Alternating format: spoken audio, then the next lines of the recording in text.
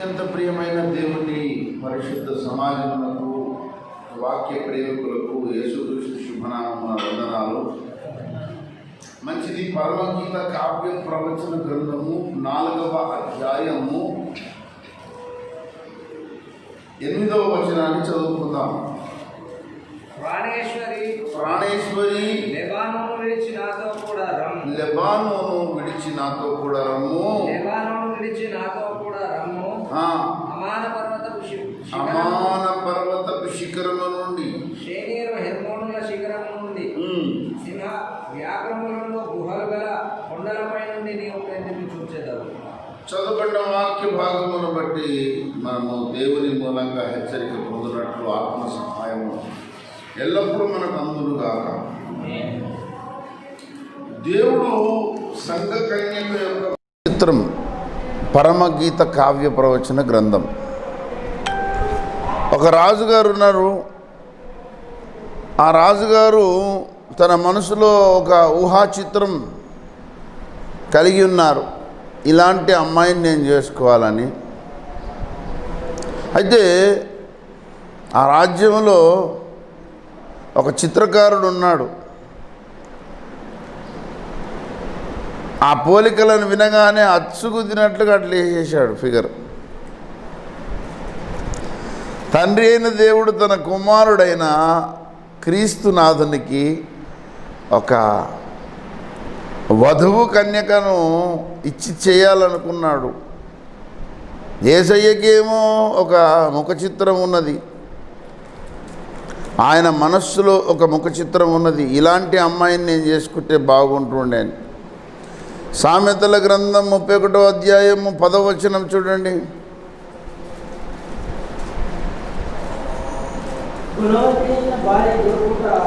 అరుదు.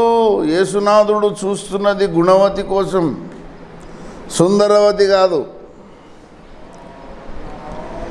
Jesus Christ wanted to marry with a lady whose character is very good. ఆమె ప్రవర్తన యోగ్య ప్రవర్తన కలిగిన గుణవతిని కోరుకుంటున్నాడు. సంఘ కన్యకలో క్రీస్తు స్వభావము సంతరింపబడాలి.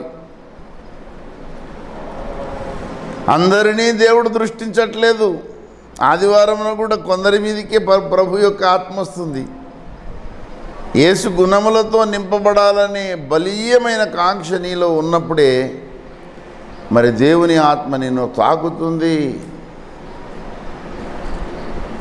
గుణవతి అయిన భార్య దొరుకుట అరుదు. అట్టిది ముత్యము కంటే అమూల్యమైనది.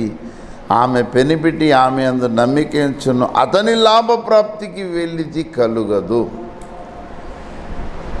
అతడు నమ్మిక ఉంచాడు ఈ గుణవతి మీద. ఎంత నమ్మిక ఉంచాడంటే,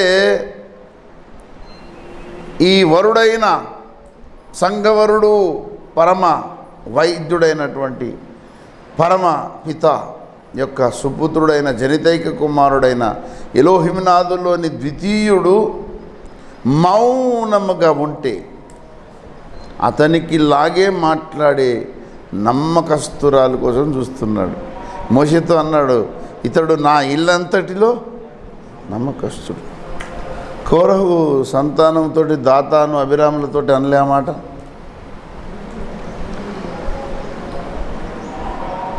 एक पीढ़ी में एक ही मूसा होता है, 2-3 नहीं होते. పీడి అంటే తరంలో. మీరు ఇంకా బీడి కాడనే ఉన్నారు. కొంచెం హిందీ నేర్చుకోవాలండి. అప్పుడప్పుడు మనము నార్త్ ఇండియాకి పోతాము, కొంచెం నేర్చుకోవాలి. Only one Moses in one generation. You will not find another Moses. ఒక తరములో ఒక నమ్మకమైన వ్యక్తి ఉంటాడు. ఈ కడవరి తరంలో కూడా దేవుని మర్మముల విషయములో నమ్మకమైన ఏర్పాటు ఉన్నాడు. ఆయన పేరే దేవుని అపోస్తలుడు అద్దంకి రంజిత్ ఓఫీర్ గారు. ఏమండి, ఇక మిగతా వాళ్ళందరినీ ఏసే చేసుకోవాలనుకుంటే ఒక్కొక్కరు ఒక్కొక్క లక్షణాలు. ఒకడికి నిద్రాసక్తి ఎక్కువ, వాడు లేవని లేవడు. భార్యకు పాము కాటేసిన వీళ్ళేవాడు అంత మత్తు. ఇంకోరికి తిండి పిచ్చి, ఈ నిద్రపోతూ వాడు తిండిపోతూ, అన్ని పోతులే. ఏమండి, యేసయ్యకు ఎలాంటి భార్యామణి కావాలనో అలాంటి వర్ణనతో కూడిన గ్రంథమే పరమగీత కావ్య ప్రవచన గ్రంథం. అందుకే ఆమె వర్ణన చెప్తాడు. సంధ్యారాగము చూపట్టుచు, అసలు సంధ్యారాగం అనేది ఒకటి ఉంది. మనకెందుకండి సంధ్యారాగము, ఆదివారం ఇంత తెచ్చుకున్నామా, నోట్లో పడ్డదా లేదా ముచ్చట అయిపోతుంది. ఉదయ రాగాలు ఉంటాయి, సంధ్యారాగాలు ఉంటాయి. ఉదయ సంధ్య, సాయం సంధ్య రెండు ఉంటాయి. సంధ్యారాగాలు ఉంటాయి. ఏమండి, ఉదయ రాగాలలో ఒక రాగము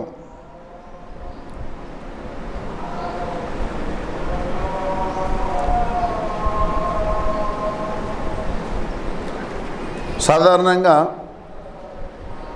ఉదయ రాగాల్లో శివరంజని రాగాన్ని ఎక్కువగా ఆలపిస్తారు.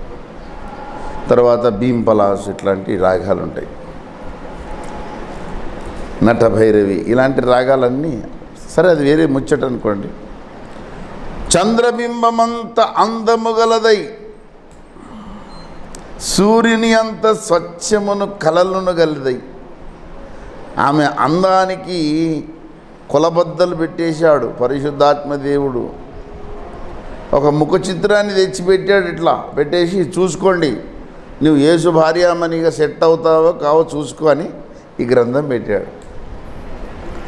పరమ గీతము అంటే శ్రేష్ఠ గీతం అని అర్థం. ఏమండి, అయితే ఈ శ్రేష్ఠ గీతములలో ఒక విషయాన్ని చెబుతూ వస్తున్నాడు. ప్రాణేశ్వరి ఈ సంఘకన్యకనేమో, నా ప్రాణ ప్రియుడా యేసు రాజా, అర్పింతును నీ హృదయార్పణ, విరిగి నలిగిన ఆత్మతోను హృదయపూర్వక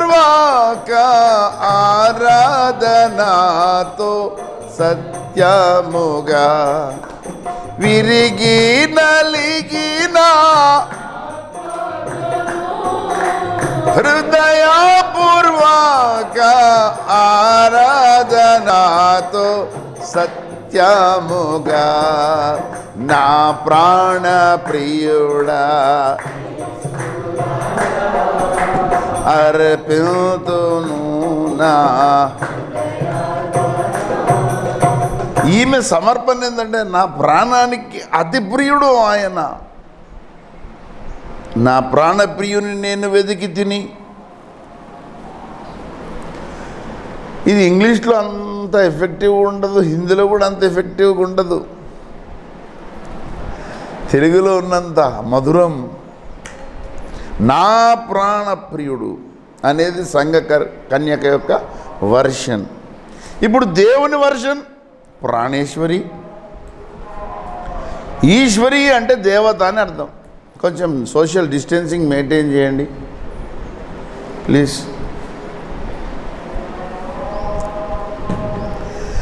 ప్రాణేశ్వరి అంటే నా ప్రాణమునకు దేవతవు నీవే. You are my goddesses.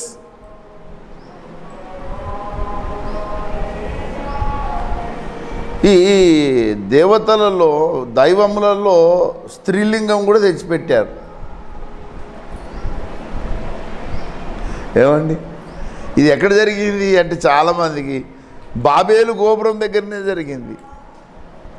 సెమిరమాస్ను ఆకాశ రాణి అని, సెమిరమాస్కు తర్వాత నిమ్రోదుకు పుట్టిన కుమారుడు తమ్మూజు, ఇతడే దైవాంశ సంభూతుడని.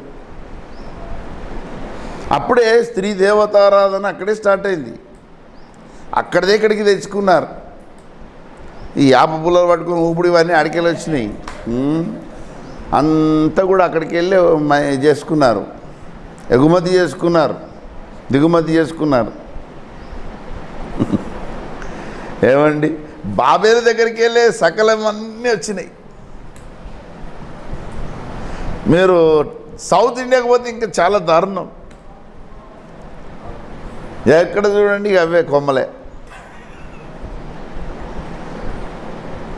ఏమండి, సో అసలైన దేవతామూర్తి ఎవరు అంటే యేసునాథుడు చేసుకొని పోయే సంఘ కన్యక.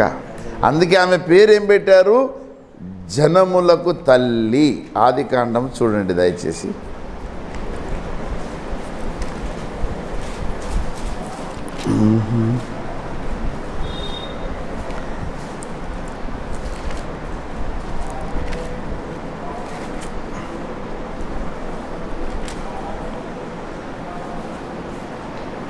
ఆదికాండము 17వ అధ్యాయము 16వ వచనం.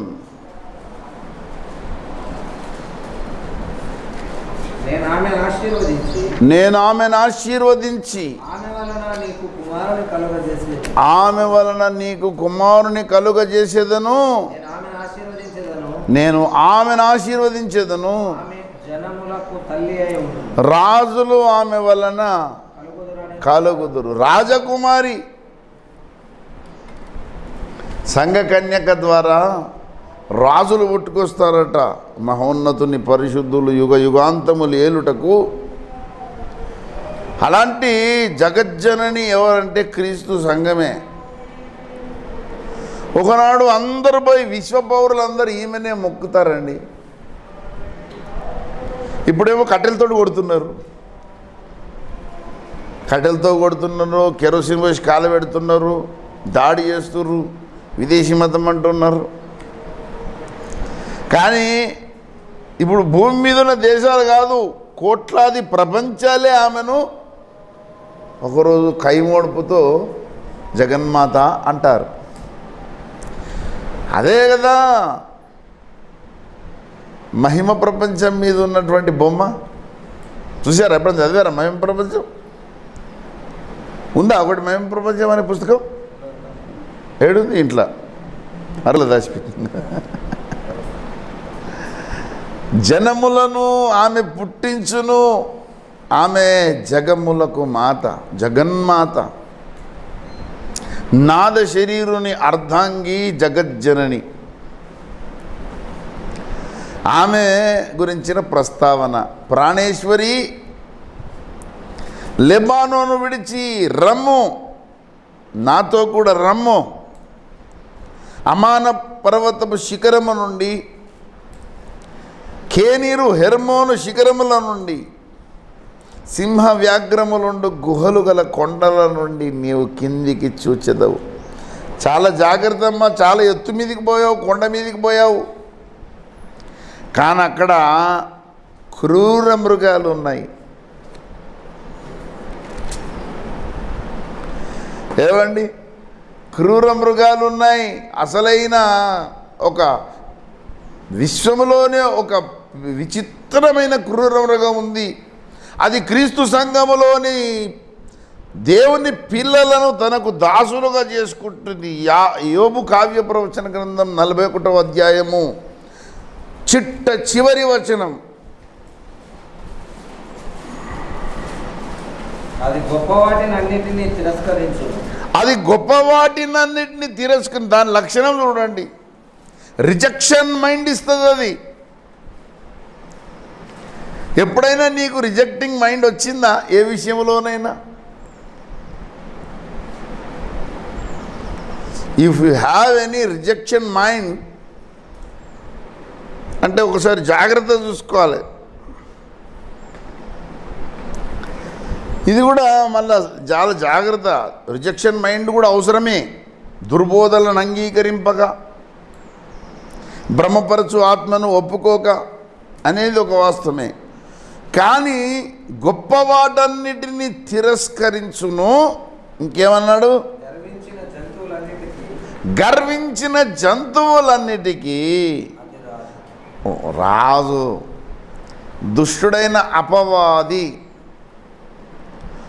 వాడే సృష్టింపబడిన కుమారుడు. వాని లక్షణం ఏంటంటే నేను సర్వము కావాలి.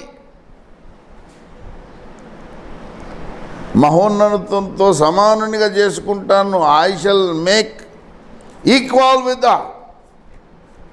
The great God of this universe. మహోన్నతునితో నన్ను నేను సమానునిగా చేసుకుంటా. బాబు ఎవడెవరితో సమానం కాదు. కనుక మహోన్నతునితో నన్ను నేను సమానునిగా చేసుకుంటాను. దీనిని ఏమంటారు తెలుసా? దురాశ.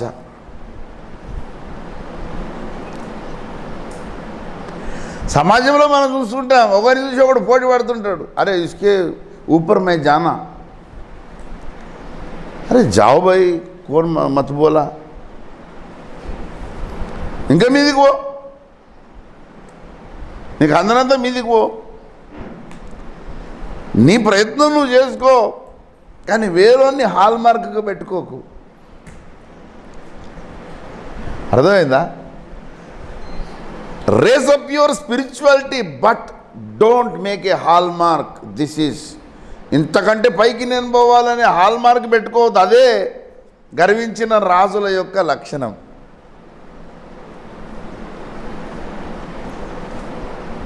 కనుక వాని క్యారెక్టర్ చూడండి. యెషయా 14:14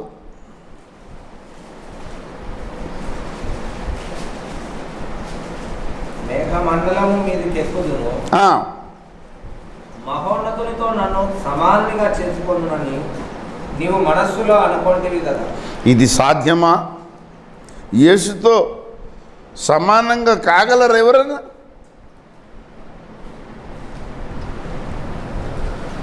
నాదొక సంక్లిష్టమైన డౌటు. ఇప్పుడు వీడేమనుకున్నాడు? మహోన్నతునితో సమానంగా చేసుకుంటా అంటే ఆయనకు అంత ఘనత దొరుకుతుంది, నాకేం దొరకదు అని ఒక దుష్టాశ, ఒక దురాశ, ఒక పేరాశ. పిచ్చోడు. వాడు ఎంత పిచ్చోడు అయిపోయిందంటే గలతీలోకి వచ్చేసి గలతీ పత్రిక 4వ అధ్యాయము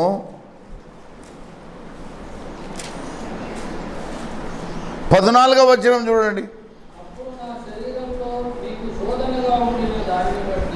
మీరు తృణీకరింపను లేదు, నిరాకరింపనైనను లేదు, కానీ దేవుని దూత వలెను. అరే నేను అట్లయిదామంటే పౌలై కూర్చుండేది.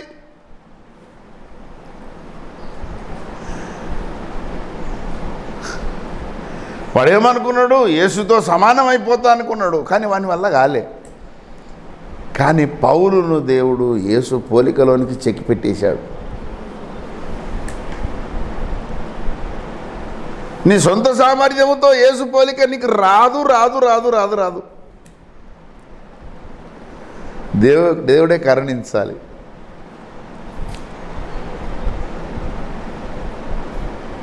ఇది ఒక చిన్న ఇష్యూ. కనుక ఆత్మీయ ఒక మాట అండి. ఇప్పుడు మెట్లు ఉన్నాయి పైకి,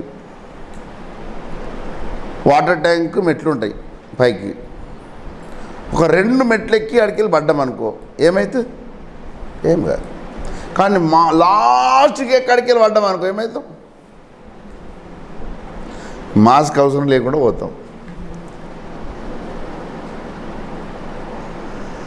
ఎంత ఎత్తుకు ఎదిగితే అంత ప్రమాదం ఆత్మీయ జీవితంలో.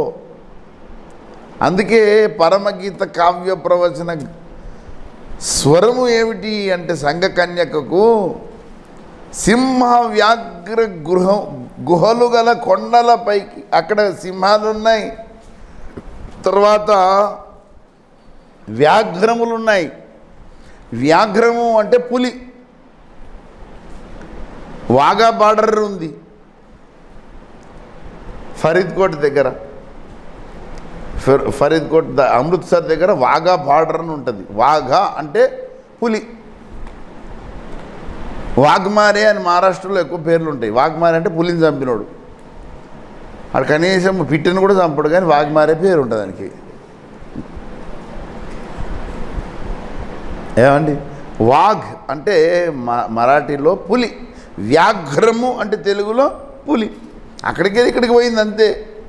కనుక వ్యాఘ్రము రెండు, ఈ సింహము, గర్జించు సింహము, తర్వాత పులులుండు ఈ ఎత్తైన ప్రదేశంలో ఒళ్ళు దగ్గర పెట్టుకోవాలా. స్పిరిచువల్ లైఫ్లో ఎదిగిన కొద్దీ ప్రమాదాలు పెరుగుతుంటాయి. ఏమండి, ఇప్పుడు ఒక మాట, మన పిల్లలు ఉన్నారు, చిన్నప్పుడు వాడు ఏం చేశాడు, నీ మొబైల్ తీసి కింద కొట్టాడు, పగిలిపోయింది, 2 పచ్చలు అయిపోయింది. వాడు డిగ్రీ వచ్చినాక కూడా ఇట్లా కింద పడేసిండు అనుకో, ఏం చేస్తున్నావు? ఆహా ఎంత చక్కగా వేసారు అంటవా, వాని చెంప 2 ముక్కలు అవుతుంది. అట్లాగే నీ ఆత్మీయ అంతస్తు పెరిగిన కొలది నీకు శిక్ష యొక్క తీవ్రత పెంచుతాడు దేవుడు. అందుకే చూడండి, దయచేసి ఒక మాట చాలా భయం వేస్తుంది.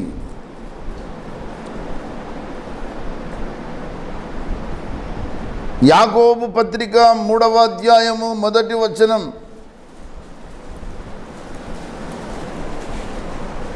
నా సహోదరులారా, కాదు నా సహోదరులారా, బోధకులమైన మనము మరి కఠినమైన తీర్పు పొందుదుమని తెలుసుకొని మీలో అనేకులు బోధకులు కాకుండా. ఎంత భయంకరమండి.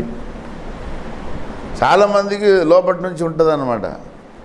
కొంతమందికి జీలు ఉండదు, కానీ కొంతమందికి జీలు ఉంటుంది. నేను చెప్పాలి చెప్పాలి చెప్పాలి చెప్పాలి నేను చెప్తా అంటే చెప్పు భయ్య వద్దనోడాను, కానీ వింటాడు వాడు. కనుక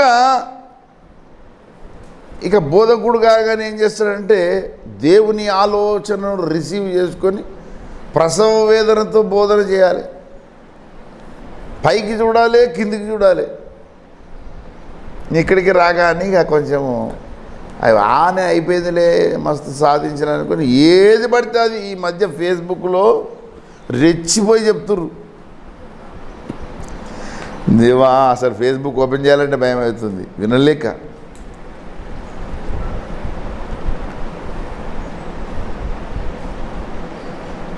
దీన్ని ఏమంటారంటే డెవలప్మెంటల్ హజార్డ్స్ అంటారు. చెప్పండి నాతో పాటు. హర్షపరతల కాదు, డెవలప్మెంటల్ హజార్డ్స్, HAZARDS. అంటే ఎదిగిన కొలది అభివృద్ధిలోని మనల్ని నష్టపరిచే అంశాలు.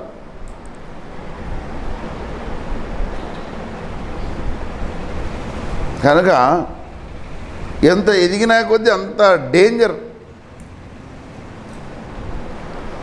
ఇప్పుడు మన ఏజ్ ఎంత అండి రఫ్గా మనందరిది? ఏమండి, ఒక ఏజ్ అంటూ మనకు ఉంటుంది, 40, 45, 50. బా ఎంత ఏజ్ వచ్చేసింది అని అనుకుంటున్నావు, కానీ ఎంత సమాధికి దగ్గర అవుతున్నావు అనే కాన్సెప్ట్ నీకు లేదు. అవును, ఏజ్ పెరగడం అంటే ఏమిటి? లోపలికి పోయేందుకు సిద్ధమవుతుంది ఆయన, నీ బండి రెడీ అయిపోయింది, నీ పల్లె వెలుగు సిద్ధం ఉంది.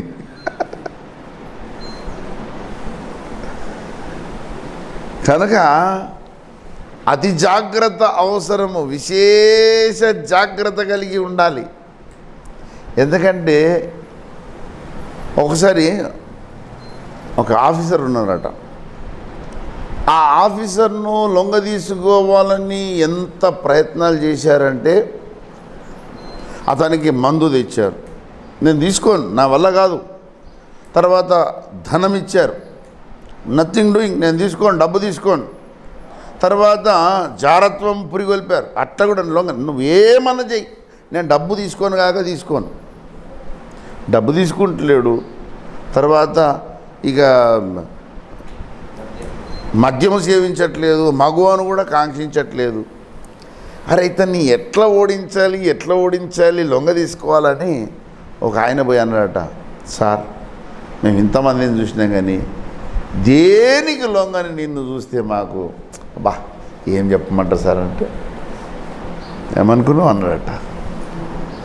అంటే ఇటు మెప్పుకు లొంగిపోయాడు. నిన్ను పొగడుతున్నాడో కూడా అంటే అర్థం ఏంటంటే కింద గుడ్డలు పెడుతుండని. అప్పుడప్పుడు చాలామంది రాయ్ గారు ఈరోజు మంచిగా ప్రసంగం బాగా వచ్చిందంటే పెట్టినావు ఆ గొడ్డలి.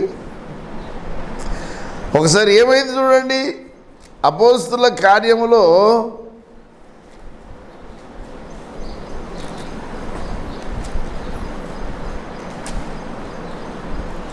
12వ అధ్యాయము 21 నుండి చదవండి. 12:21. నియమింపబడిన దినమందు హేరోదు రాజవస్త్రములు ధరించుకొని న్యాయపీఠం మీద కూర్చుండి వారి ఎదుట ఉపన్యాసము చేయక జనులు ఇది దైవ స్వరమే గాని మానవ స్వరం కాదని కేకలు వేసింది. అతడు దేవుని మహిమ పరచనందున వెంటనే ప్రభువు దూత అతని మొత్తెను గనక. ఇప్పుడు ప్రాణం పోయినాక కొన్ని రోజులకు పురుగులు పడతాయా, మొదలే పురుగులు పడతాయా? అంటే దేవుడు గర్వాన్ని ఎంత అసహించుకుంటాడో అర్థం చేసుకోండి. చచ్చిపోయి మురిగిపోయినాక పురుగులు పడతాయి, కానీ ముందే పురుగులు పడి తర్వాత చచ్చిపోవడం ఏంటి? గర్వ హృదయులు యెహోవాకు హేయులు అన్నాడు అంతే. If I feel that I am something, that indicates I am nothing. ఏమండి అసలు ఏముందని అతిశయించడానికి ఏముంది? మాంసం ముద్ద ఉంది, ఒకప్పటికి మురిగిపోయే మాంసం ముద్ద ఉంది. దీన్ని చూసి అది చేసుకోబాయి, నేను పౌడర్ పెట్టుకుంటా ఎందుకంటే ఎదుటోనికి కంపు రావద్దని. ఎంత పెట్టుకున్నా మళ్ళీ అదే జిడ్డు ముఖమే. నా ఫేస్ ఇట్లా కొద్దిసేపు బయటకు రాగానే ఎట్లయితుందంటే 5 స్టార్ బార్ లాగా అయిపోతుంది నల్లగా.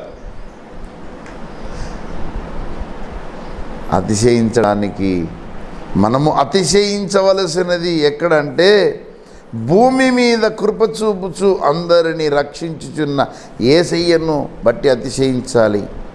అతిశయించువాడు ప్రభువునందే అతిశయించవలెను.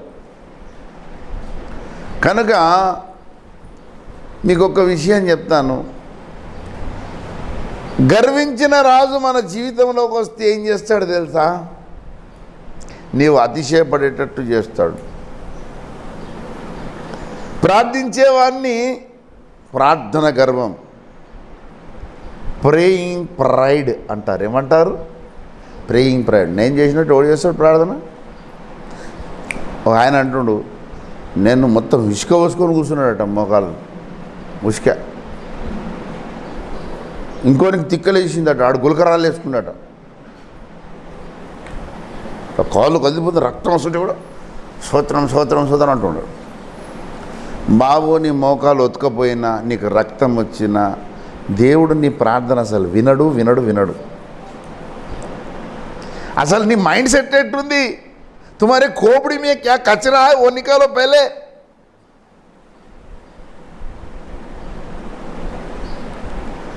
దేవుని చిత్తము ఒక అడుగు ముందుకు పోయేటట్టు ప్రార్థన చేస్తున్నావా?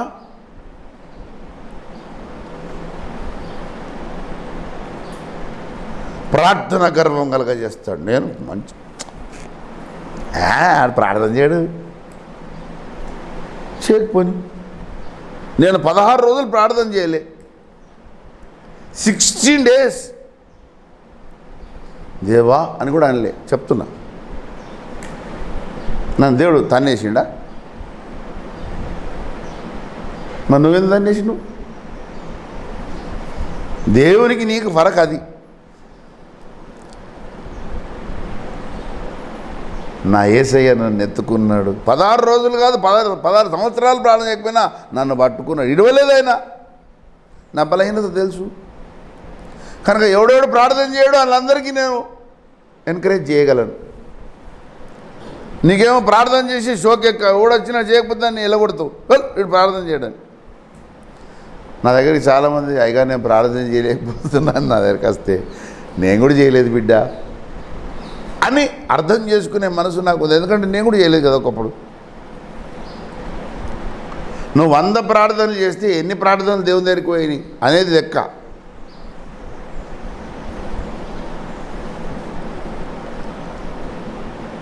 నా ప్రార్థనలకు చాలా సందర్భాల్లో జవాబు రాలేదు, కానీ కొన్ని సందర్భాల్లో ప్రార్థన కంప్లీట్ కాకముందే జవాబు వచ్చింది. అది ఆయన కృప, మన గొప్పతనం కాదు. నా పర్సనల్ ప్రార్థనలకు ఇంతవరకు జవాబులు రాలే, కానీ వేరేళ్ళ కోసం చేసిన వాటికి జవాబు వచ్చింది. ఏమండి, ఎలాంటి మనసుతో ప్రార్థన చేస్తున్నావు అనేది important. If you are praying with a pride of praying, ప్రార్థించే గర్వం నీకుంటే దేవుడు ప్రార్థన చేయకంటాడా? అంటాడా? అన్నాడుగా. కనుక బిగడాయించిపోతావు, మొత్తం వన్ సైడ్ కొట్టుకపోతావు. భక్తి గర్వము, నేను మస్తు భక్తి, పొద్దున్న 4 గంటలకు లేస్తేనే పబ్బది పడితే ఇక చూసుకో మస్తు బైబిల్ చదువుతా.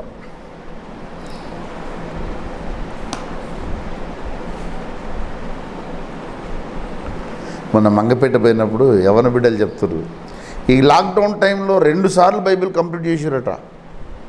Young girls, just they are in 9th class and 10th class. 2 times they have completed.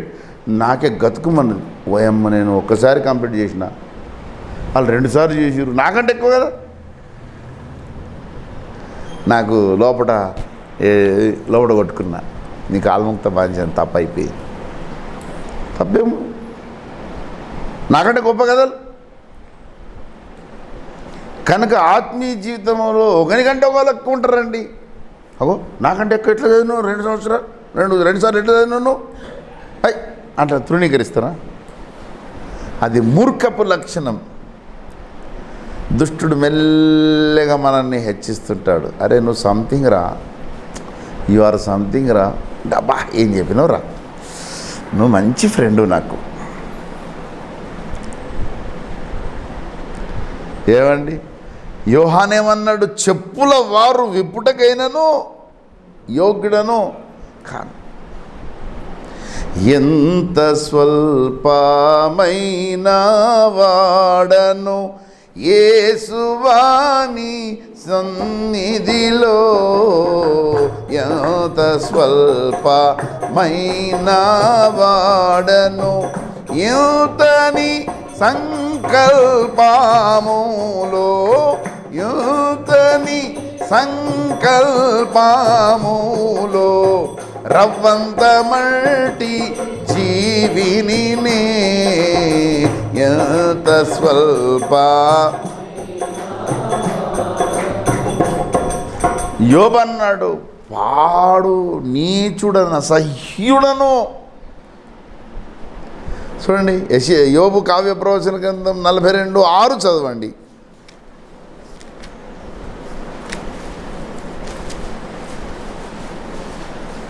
కావున నన్ను నేను అసహించుకొని భూమిలోను బూడిదలోను పడి పశ్చాత్తాపపడుచున్నాను. చూసారా, యోబు తన్ను తాను అసహించుకున్నాడు.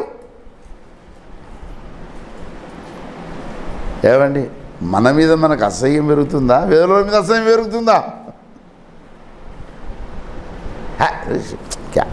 వేస్ట్ వేస్ట్ వేస్ట్, అరే నువ్వు వేస్ట్ అని చెప్పుకో.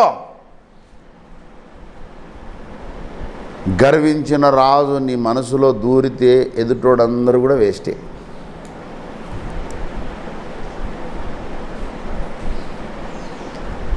వాడు సులువుగా చిక్కులు పెట్టే పాపంలో పడేస్తాడండి. వాడు మహా దుష్ట మేధావి, మనల్ని ఎక్కడికి పడేస్తాడు.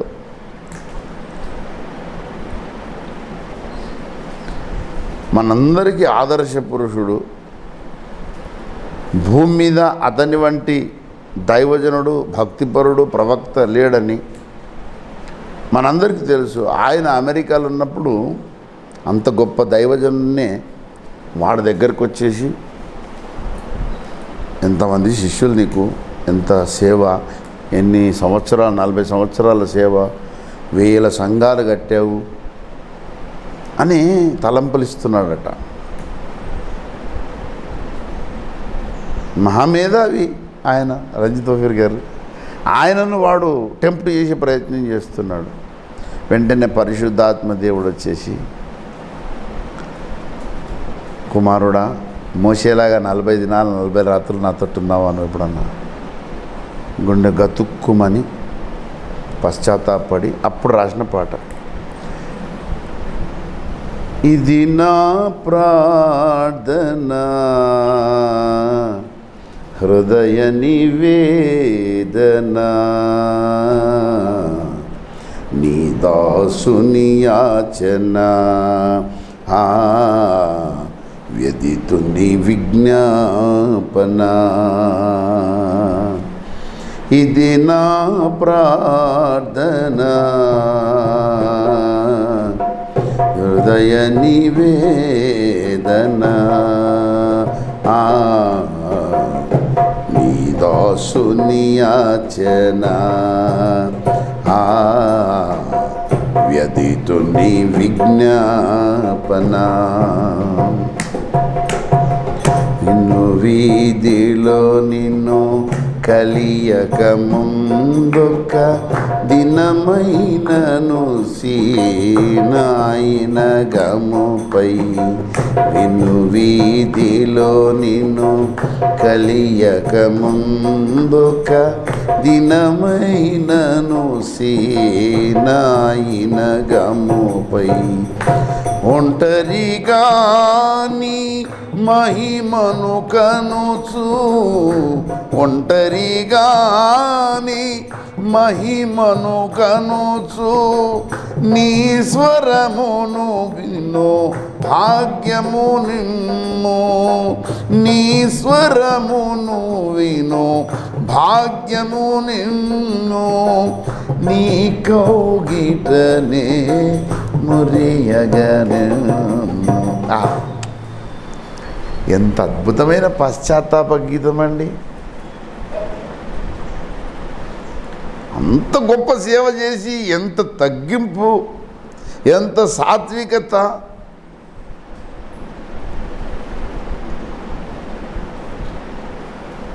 కనుక ప్రభువునందు నాకు అత్యంత ప్రియమైన వారలారా, ప్రమాదకరమైన అంచులో సత్య సంబంధులు ఉన్నారు. ఇప్పటికే ప్రమాదం పొంచి ఉన్నది. అందుకే అన్నాడు, అంత్యదినములలో అపాయకరమైన కాలములు వచ్చును. అంత్యదినములలో. గంధం సౌశీల్య గారు ఈ పాట రాశారు. ఎవరో తెలుసా గంధం సౌశీల్య గారు అంటే? ఓఫీర్ గారి యొక్క చిన్నమ్మ, పాలీ బ్రదర్ వల్ల అమ్మగారు రాశారు. చాలా పాటలు రాశారు. అంత్యదినములలో అపాయకరమైన కాలములు వచ్చును. అందులో ప్రప్రథమమైనది ఏంటంటే స్వార్థము. నీవు గొప్ప, నువ్వు షబ్బాష్, నువ్వు సంథింగ్, నువ్వు తుడుము.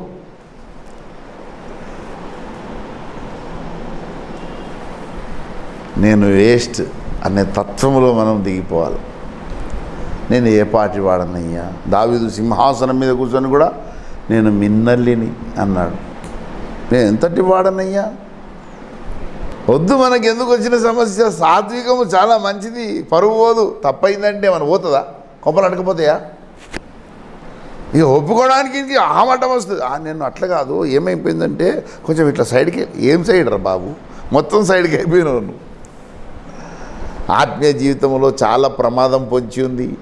దుష్టుడు నిన్ను దెబ్బతీస్తాడు, నీ ఆత్మీయ జీవితాన్ని కిందికి లాగేస్తాడు, నీ ప్రార్థన బ్రతుకును కిందికి లాగేస్తాడు. మనము ప్రమాదకరమైన అంచులో ఉన్నాం.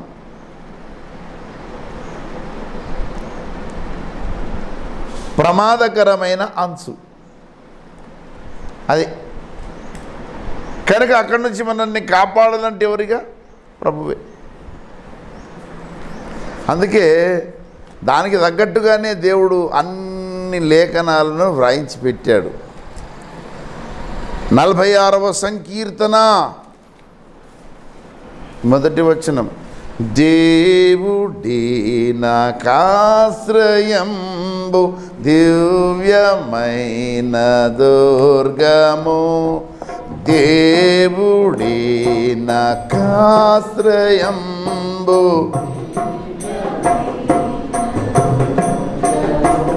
మహావినోదుడాపదల సహాయుడై నన్బ్రోచును,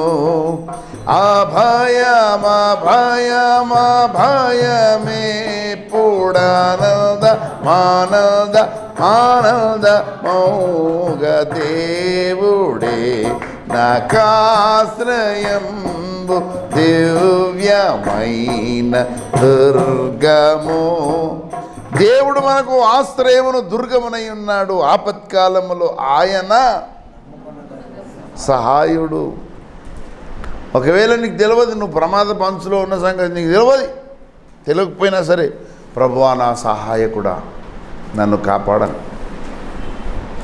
నాకు అట్లేం లేదు, మంచిగా సేఫ్గా ఉన్నా నేను అనుకోకు.